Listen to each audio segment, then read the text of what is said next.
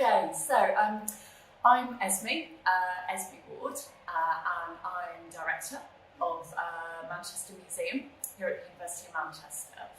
And I suppose my role really is supporting, I hope, all of the incredible staff to do their very best work, really advocating for the museum and in making sure that we're making the difference we want to in the world, that we're sharing these incredible collections with as many people as possible. So that's what I do, and I'm sort of the head of the whole museum, and I'm ultimately responsible for the visitors who come in and the care of all the collections we hold.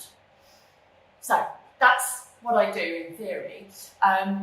How I got here, do you know, I didn't go into a museum. I didn't really even know they existed till I was 19. So they weren't part of growing up for me. But the minute I walked in one, it changed my life.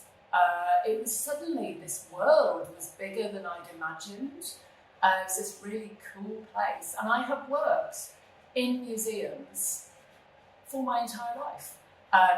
Ever since then.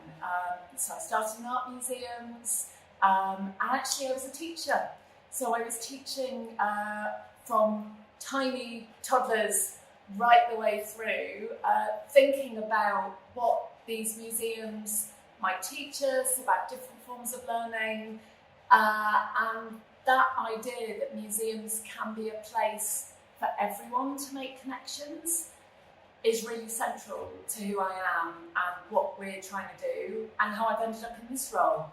So to be frank, I don't quite know how I've ended up in this role, but I suppose it got to a point where I was thinking, what if the educational potential of the museum, this idea of the museum as an educational institution, what if that was at the very heart of how you lead it and how you shape it? What if that's just everything you do? It's central to it. So that's how I've ended up running one.